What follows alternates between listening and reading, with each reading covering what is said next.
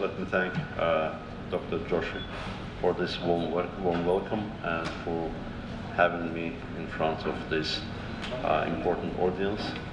I'm very privileged and honored to present the business opportunities of my country to Indian businesses here in Pune. So, can we start the? Let's see. Okay.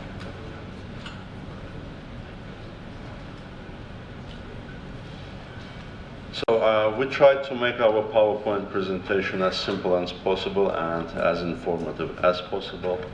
So, but let me briefly go one by one on this. So, this is the information, basic facts about my country, about its territory and population, etc. So the location, Azerbaijan's location on the map. Well, oftentimes we are associated with Central Asia, but we, Azerbaijan, Georgia, and Armenia were countries of South Caucasus. But we also neighbor Central Asian region, and our region, South Caucasus, is at the crossroad of important global transportation routes. This is the map of Azerbaijan. You see that we have, we're a landlocked country, despite the fact that we have the lake that we like to call sea. Actually, it's a lake, so we're also a landlocked country. We have, our neighbors are Russian Federation, Georgia, Armenia, Turkey, and Iran.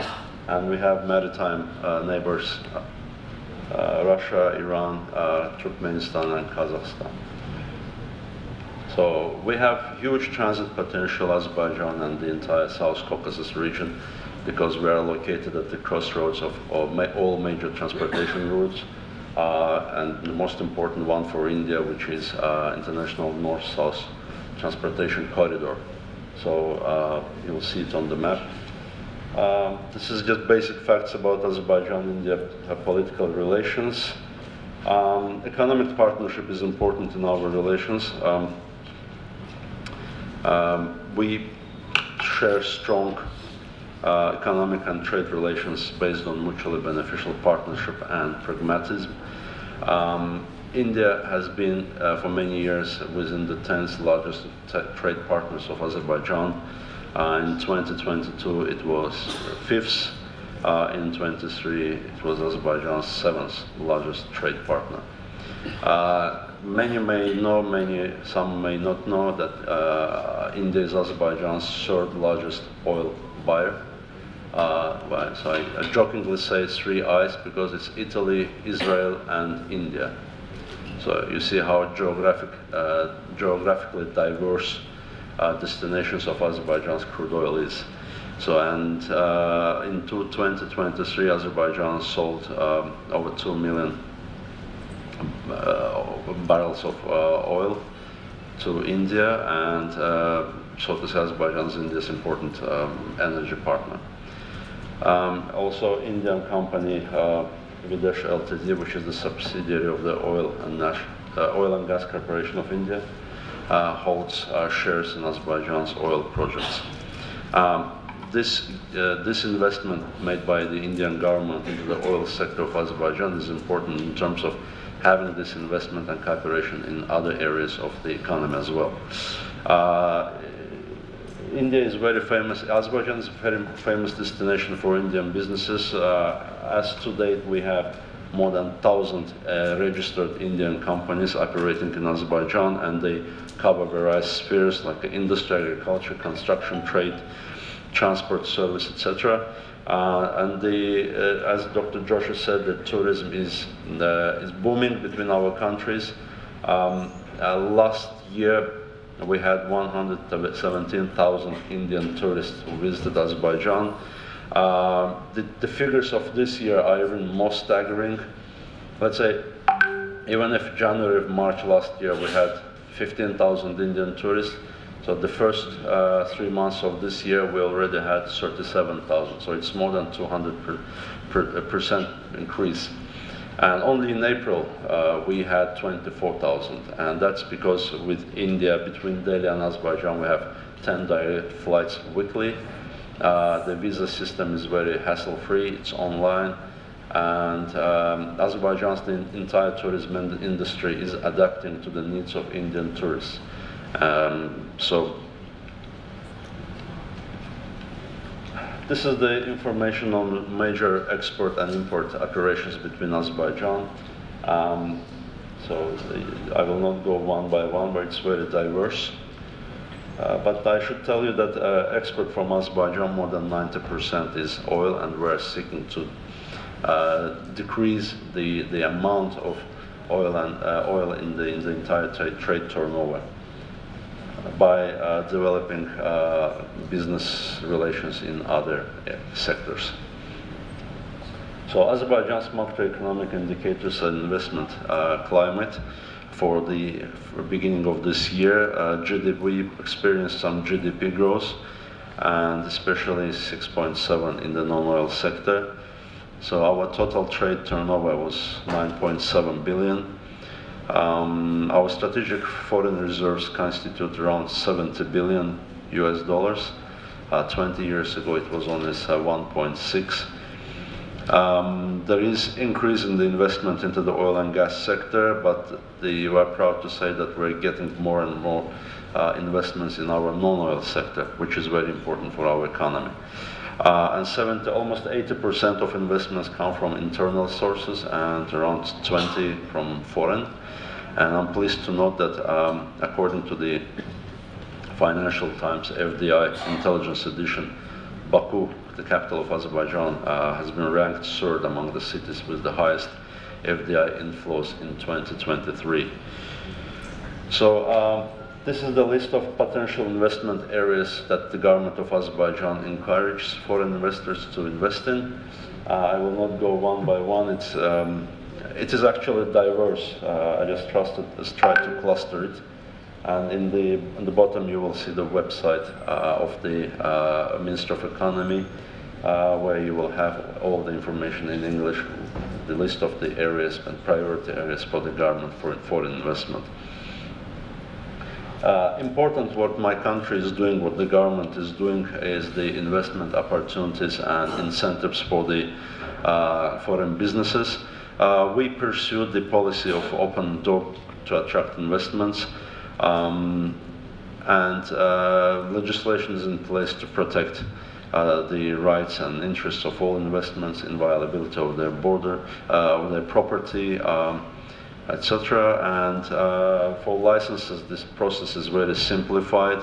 We introduced one-stop shop system. It's both online and physical registration. You can get your electronic signature easily, and you can get your tax returns electronically. So there is no need to wander between various government agencies. So all is online, all is in one portal. And if you are not good with electronics, you can also visit some service centers in the capital where you can get all the services under one roof. Also, the companies, LLCs, etc., can conveniently register online. They can get accelerated electronic procedures that significantly expedites the process. There are other incentives like tax and customs. Several mechanisms. One of them is called investment promotion document that is given for 7 years to businesses if they make some investment into the economy, and it gives them a lot of exemptions in many on many taxes and customs duties.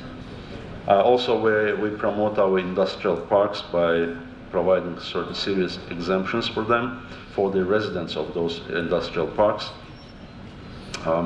Like exemption from property and income and profit tax for 10 years, including from value-added tax and custom duties for 7 years on the import of machinery. So let's say an Indian company wants to become a resident of an industrial park to start its production. They can access to not only to exemptions, but also modern infrastructure. There's a principle on plug and play, which means you don't need to do anything. All the infrastructure, utilities, building, renting, services for your offices, everything is provided. Also, we have industrial districts where you can also have start your production and benefit from the incentives that government provides. So this is the recently the government has been incentivizing foreign businesses to invest in the Karabakh economic region of Azerbaijan. So I'm not going to go on all of this. Another area that we actively promote is a lead-free economic zone that is in the shores of the Caspian Sea. Residents who want, the companies who want to become residents of the free economic zone, AFEZ, which we call it, are exempt from value-added tax, from any other corporate taxes on import and export. Also, they're exempt from customs duties that they will, let's say, export their products to countries with whom Azerbaijan have free trade agreements. There is no personal income tax for employees, no social, so the social security payments for foreign personnel is optional. So there is no restriction on foreign ownership, no requirement for a local partner. There is full protection of intellectual property rights. There is independent regulatory body. There are special laws there. They are not part of a national law of national economy. So, but there is only one provision that 75% of all the production should go to export. So this is how the free economic trade zone will look like. It's under construction. Some of it has been commissioned. So far we have 11 residents there. So this brings me to the end of my presentation. We tried to compile the list of links to the websites, government websites, from various ministries, aligned sectoral ministries, as well as MFA, migration, also to our SME development agency, our investment promotion agency. Even we provide you with this website to the licenses and permits were important for the companies to research before they want to embark on business adventure in Azerbaijan. Thank you very much for this.